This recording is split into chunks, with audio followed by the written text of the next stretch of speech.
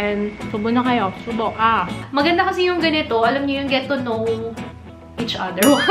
Get to know me better. Parang ganun siya eh. In your life, if you could start all over again, what would you do differently? Ayan. Pang Miss Universe yung question. I believe, matagal na kaming magkaaway. This is my family. Hello guys! Good morning! Kumusta kayo? Ang sarap ng tulog ko kanina kasi uminom ako ng antihistamine. Alam niyo kung bakit. Nangati ako kagabi. Di ba may pugo yung chop suey? Ayun. Ayan, today is the live of the, huwag ka naman English.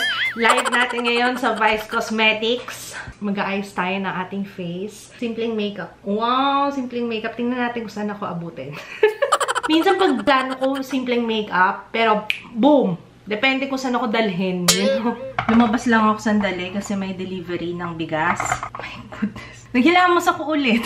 Napaka-Diyos ko, Lord. Kaya nga, I can't imagine yung mga frontliners natin ng todo PPE. Tapos, walang aircon ngayon. Napakainit. Sana okay lang kayong lahat. Huwag kayong ma-heat stroke. Pagdadasal namin kayo. Grabe talaga. Sobrang init. Kawawa naman sila. Kaya kung tayo nasa bahay tayo at komportable, sana maging grateful tayong lahat. Kasi maraming ibang naghihirap ngayong. Ayan, magre-reapply ulit ako ng aking soothing gel. Ito yung ginagamit kong primer. Day and night siya sa akin. Kasi ito na yung ginagamit ko as primer. Kung hindi nyo pa nasusubukan ako, sabi ko sa inyo, ang ganda nito. Para kasi siyang may film. So, parang primer na rin siya. Tapos, skincare na rin. Diba? Skincare product na rin siya. Tapos, yung natira, yan, nalagay ko sa siko ko. In fairness, oh, lumiliit na siya. Diba?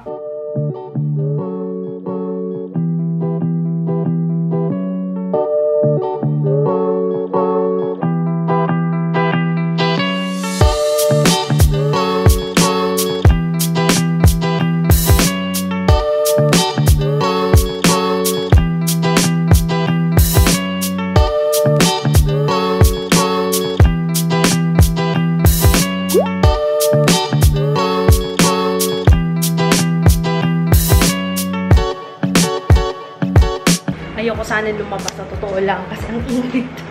Pero kukuha lang tayo ng pagkain para bago tayo mag-live, hindi tayo nanginginig kasi magsaswatch kami ng mga, ano yun, magsaswatch kami ng velvet lip kit. Tapos may pamerienda daw si Babina. Wow, na-miss ko yung Jay ko. Libre ni Sarina. Wow! Ang favorite niya dito? Ako favorite ko Al Capone. Ito, yung puti. Yan. Isa lang, promise. Kasi, isa lang. Kain. Subo na kayo. Subo. And okay, dito ako na-set up. So, sa mga nag-join, thank you so much. Tapos na yung live. Well, actually, kanina pa. Nag-edit kasi ako ng vlog. Ngayon lang ako nakapag-update. Pasensya na po. Tapos i-upload ko lang to, guys. Balikan ko kayo. Okay? I am tired. Pagod na ako. Shocks. Hindi, kanina pa kasi ako nakaharap. Alam niyo, sa totoo lang, mas nakakapagod yung nakaharap sa laptop kasi pag nagtatanim ako doon. Bakit? Promise, ang sakit ng mata ko. Parang nag-dry na yung mata ko. Pero, let's do this. Kasi solo ako sa vlog ngayon, guys. Pasensya na. Isin ko muna to. Ayan, okay lang ba yung lighting natin? Pasensya na kayo, guys, ha? Solo ako sa vlog ngayon dahil nag-a-adjust ng tulog yung mga bata, pati si Papa Kids. Gusto ko na nga rin mahiga para makahabol ako ng tulog sa kanila. Kasi ang hirap din matulog ng gising si Tuto. Ang likot ni Ju! Sobrang likot niya kapag kaano. Kaya hindi rin ako makatulog ng maayos. Pero, ayun, hindi ko sila kasi pwedeng sabayan ngayon dahil nga meron ako IG live kanina sa Vice Cosmetics. Thank you sa lahat ng mga nag-join. Maraming salamat. Since wala akong content ngayon sa vlog, walang naganap, dahil nga I'm working. Ay, by the way, wait lang. Pakita ko lang muna yung magandang presentation ng aking ate. Naghanda siya kasi anniversary nila ni Papa JC. Ayan. Thank you, Ate Joyce. Yung basil na binigay ko sa kanya ng isang araw, ito na yun. Lahat nung nasa menu niya may basil daw. Kain tayo. Wait lang. Susubo lang ako ng konti and then babalikan ko kayo para sa Q&A natin. Matagal na rin akong hindi nakapag-Q&A dito sa vlog. So, para maganda kasi yung ganito. Alam niyo yung get to know each other. Get to know me better. Parang ganun siya eh. Kasi magtatanong kayo sa akin tapos sasagutin ko na galing sa aking puso lahat ng sagot. Okay, game na. From Josie. After po nitong ECQ, saan nyo balak mag-travel? Siguro wala munang out of the country na travel. Alam nyo, ito yung isa sa mga realization ko. Hindi kaya isa rin sa reasons kung bakit hindi kami nakakuha ng US visa. Original plan is summer vacation. Dapat nga March eh. Basta naisip ko lang na siguro isa rin sa mga reasons yun. Ang balak naming puntahan, dagat. Madalas namin pinag-uusapan ngayon yan. Namiss na namin yung beach, lagaslas ba tawag doon? Lawiswis. Anong lagaslas? Ano yung lawiswis? Nung tubig sa dagat. Ayun, namiss na namin magdagat. How do you handle your bashers? Hindi ko sila hinahandle. Pero ito, seryoso, real talk. Actually, dapat nga ine-embrace sila. Alam niyo kung bakit? Kasi, based on experience lang, every time na maraming bashers, hindi naman yan lagi meron eh. Pag may time na ang dami, marami akong mabasa, mapa-IG man yan, sa YouTube. Ine-equate ko siya as blessing. May paparating na blessing. Proven yan. Kaya nga, ine-embrace ko yung mga bashers ko. Kaya, keep it coming, you know? Totoo yun. Every time nga na may ganun, pagkatapos ng ilang araw or ilang linggo, may dadating na magandang balita. Talagang, ay, bongga talaga. Iniisip ko, test din yun sa akin. Kung papatol ba ako or hindi. Kung hindi ako pumatol, may kapalit yan. Parang ganun. Sa mga fellow content creators, kung nabubwisit na kayo sa mga bashers nyo. Kasi, totoo naman, may time na talagang maapektuhan ka. Ako lalo-lalo na pag nagbagong gising. Kasi, pag bagong gising ako, most of the time, pumapatol na ako. Ay, hanggat maaari, hindi ako nagbabasa ng comments ng bagong gising. Pag may mga ganyan, nako, kapalit niyan ay blessings. Kaya, embrace them. Selena D, aside from your plans, mamaan, ano po yung motivation nyo this ECQ? Greetings from Tacloban po. Kayo, alam nyo ba? May mga time na parang since ECQ wala masyadong ganap, di makalabas ang bahay, sabi ko, dito lang tayo sa bahay, wala namang mangyayari, ano bang i-vlog ko? Alam niyo, iniisip ko kayo. Iniisip ko yung mga taong hihintay ng vlogs, ng upload, since daily vlogs yung ginagawa namin. Sabi ko, kahit na ano yung gawin ko na lang, basta ma-enjoy. Alam niyo parang feeling nyo na may kasama kayo sa bahay. Ganon. Parang meron kayong kaibigan na kausap, meron kayong kaibigan na kumusta kayo? Ganyan, diba? Kahit na quarantine tayo, gusto kong ma-feel nyo. Ako din, gusto ko rin ma-feel sa sarili ko na parang hindi siya quarantine. Buti na nga lang may ganitong platform para, alam niyo yung kahit ilang minuto ng vlogs, maibsan yung kalungkutan ng manonood. So, yun talaga yung goal ko. Ano pong kukuning course ni Jaya? Susunod po ba siya sa yapak nyo bilang isang nurse? I love you, Klutz. Hindi siya magda-nurse. Alam nyo si Jaya, any medical field, sinabi ko sa kanya kahit gusto niya mag-doktor, ayaw niya. Sa totoo lang, bata pa yan, takot sa dugo si Jaya. Ako kasi, mula pa ng bata ako, hindi ako madirihin. Merong ganun yung nanghihina. Sabi yung magkakapatid, ako yung pinakamalakas ang loob pagdating sa mga ganyan. Yung makakita ng sugat. Pinangarap ko din maging doktor actually. Yun yung first course ko sa mga hindi nakakaalam. BS Biology yung first course ko. Pre-med siya. Nung nabuntis na ako, saka ako nag-nursing na lang. Hindi susunod si Jaya for sure sa pagiging nurse. Nag-express siya ng interest sa business. So,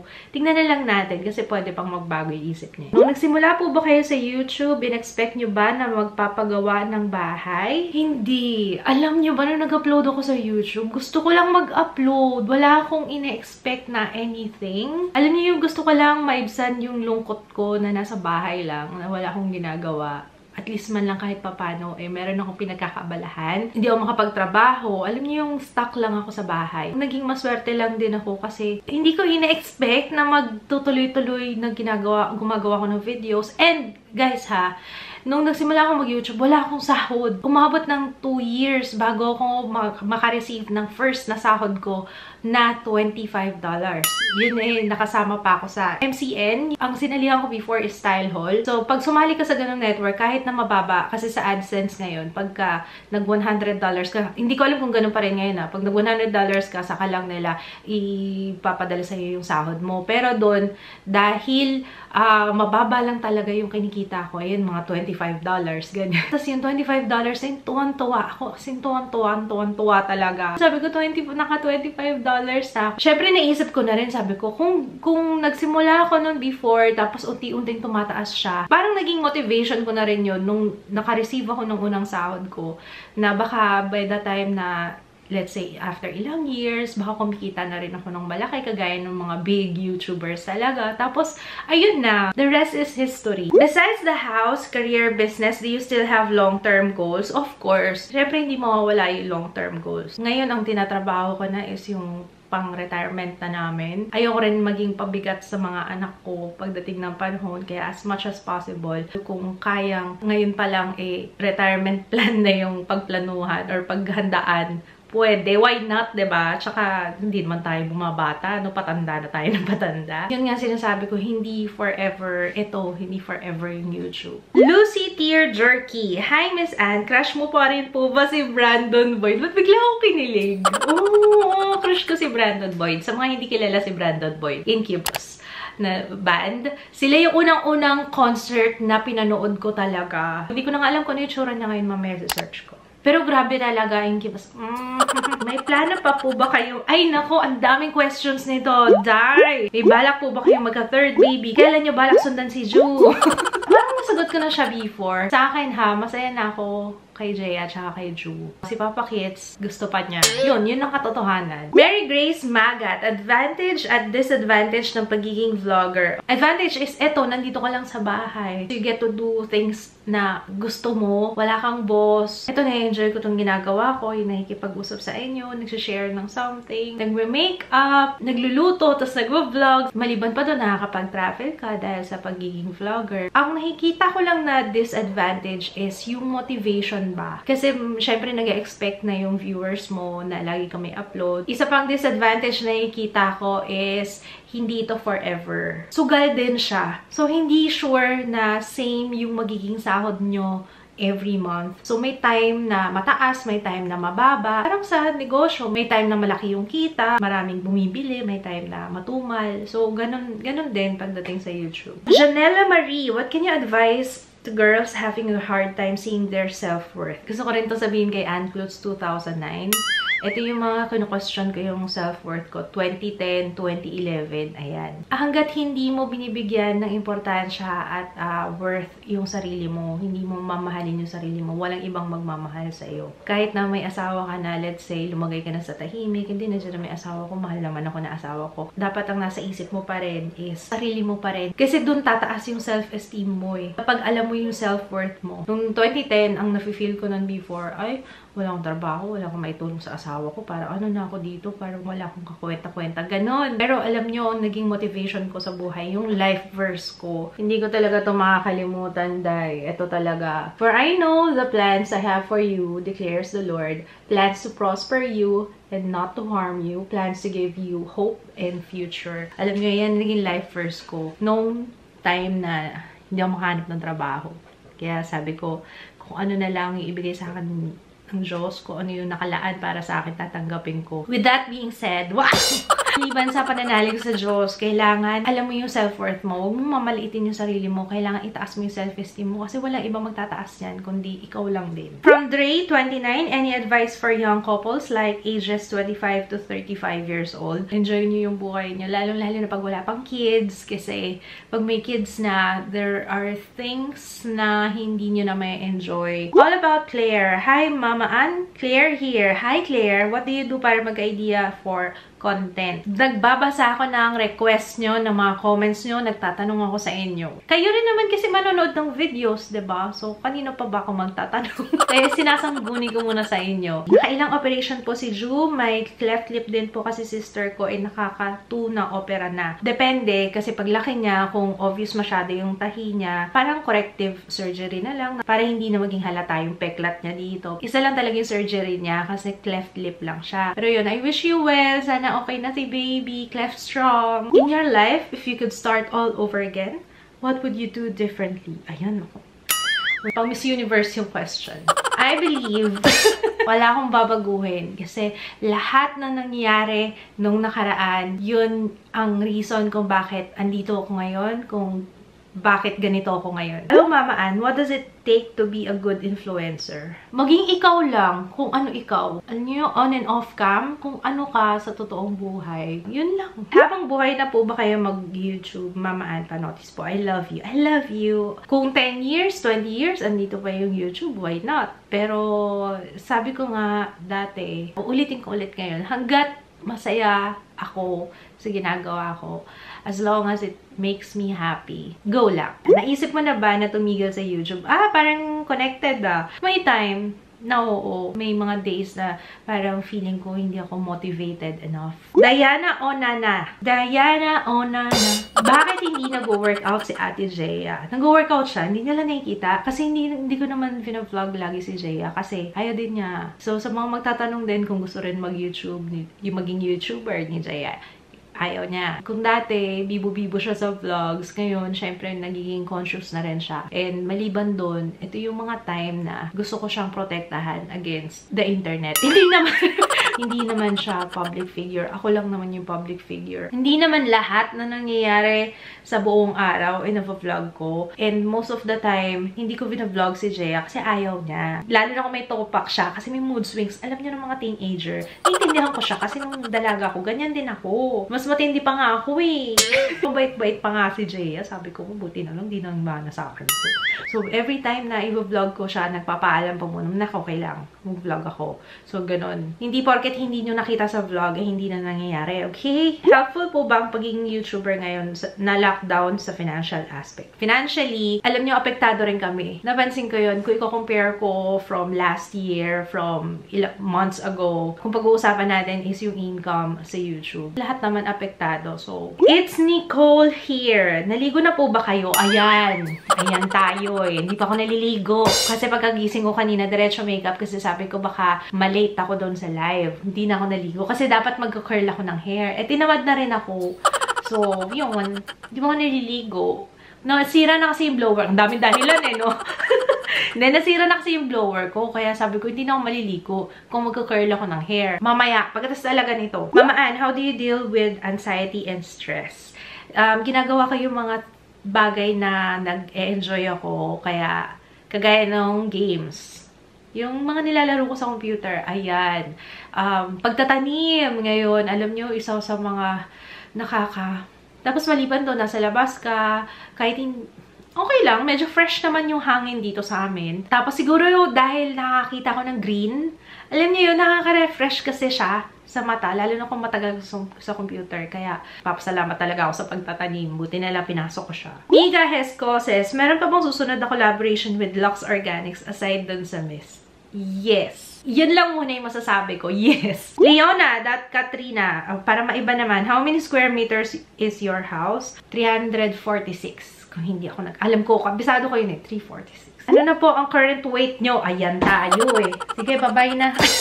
Hindi kasi ako tumitingin sa timbangan. Kahit na nung nag-gym, hindi ako nag-weigh in. Ayoko. Hindi yun yung nagiging batayan ko. Yung nagiging batayan ko is yung mga damit na hindi ko masuot before or hindi ko na nasusuot before. Pag nagkasya na siya ngayon, that means yes. Matagal na kaming magkaaway ng timbangan. Itong dress na to, alam niyo ba, hindi ko to nasuot at tagal na nito sa akin.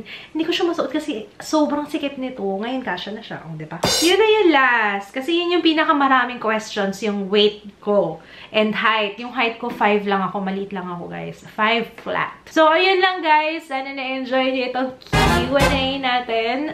Maraming salamat sa panonood. Pasensya na kayo. Walang appearance ang mga kiddos bukas. So, magpapahinga na ako ngayon. Hindi. Maliligo na muna ako. And then, matutulog na. Good night! Sana na-enjoy niyo yung vlog today. Thank you so much sa panonood. And we'll see you tomorrow. Bye! Can't say no to mama ngayong Mother's Day. We have an emergency. Ano nangyari sa laptop ko? Bakit ngayon pa? Ano nagiling ka na? Appetizer ba yung juice? Ala siya, tingnan niyo to, nakakagulat, Yay! Sorry, that's for Mama. Wow! Ay, ang special! Well, question then, once you decide, yeah, I can control this victim, hours of study and analysis, Faulkner